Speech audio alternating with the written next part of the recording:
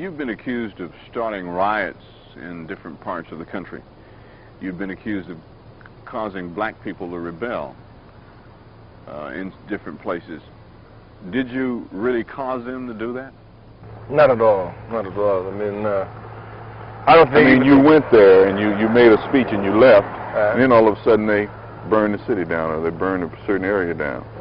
That's objective conditions. That's not Stokely Carmichael. Objective conditions. The objective conditions cause it. For example, if I came to Montgomery today and said, burn, baby, burn, it wouldn't happen. Why do you think that it wouldn't happen? Because the objective conditions today are not the same as they were 10 years ago, 8 years ago, 7 years ago, 6 years ago. In other words, you can do some things here today that you couldn't do 6 or 7 years ago. Precisely, precisely. So it's the objective conditions.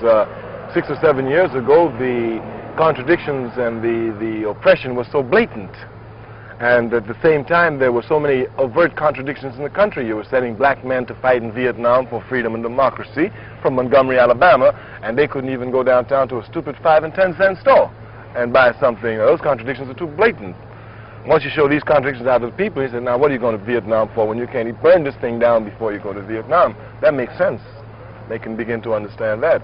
Now, the contradictions, now what the power structure is trying to do is to blur the contradictions. See, like they have some black people on television. They have some black legislators here. They have some black elected officials here. They put a few black people here to make it appear as if things are getting better. They're not as bad as they are. And of course, what happens is in this period, the people just take stock of what's going on. Everybody knows things are not getting better. As a matter of fact, they're getting worse.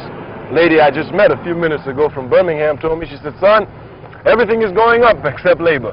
Okay, but you do, underlying beneath all of this, you do say that there has been some progress. Oh, undeniably so.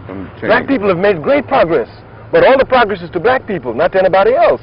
For example, all the progress made here in this city, your being on television, that's not because white folk in Alabama got nice, that's because of the blood that black people spilled right here on this street.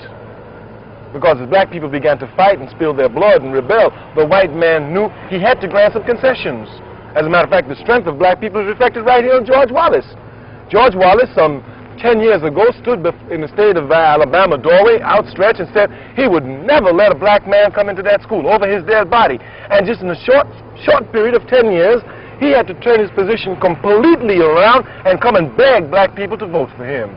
And that shows the strength and the power of our people. During the 1960s, there were several things that were synonymous with the name Stokely Carmichael. First, it was the clenched fist. Then it was the words black power. That was your theme. Exactly what does black power mean? Well, it means black people coming together and using their energies and making a power base to do what they have to do in order to assure their liberation. Of course, what that means, if you really go into it deeply, means that black people must be in control of their lives, must be in control of the politics, the economics, and the social aspects that determine their lives. All right, now, this does not mean that you're telling all blacks to go out and buy guns and move into white neighborhoods and kill everybody, is that? No, but they need guns now. They need them.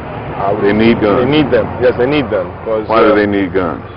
Well, because in the final analysis, history has demonstrated to us, for example, what we're seeing now in Montgomery, we saw right after the Civil War period, when black people were legislators and, you know, moving in there. But once the white power consolidated itself against the assault of the Civil War, they came and moved against blacks.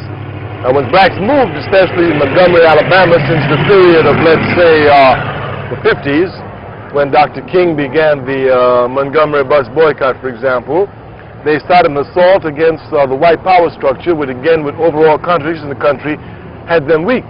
But the white power structure will again begin to try and consolidate itself. Once it begins to try and consolidate itself, again, it will move against black people. Unless we are ready to defend our positions by any means necessary, they'll put us out again. Stokely, when you say by any means necessary, exactly what do you mean? By any means necessary.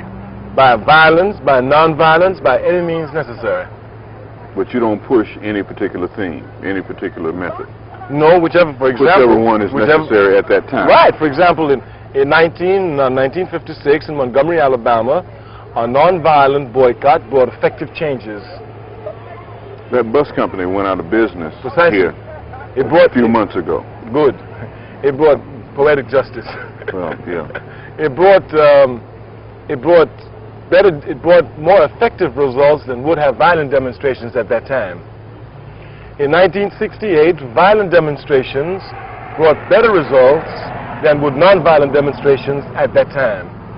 So, by any means necessary means, whichever tactic is applicable to bring about the best and most effective results, you use. If a nonviolent demonstration can bring it, use it. If a violent demonstration can bring it, use it. Whatever means necessary.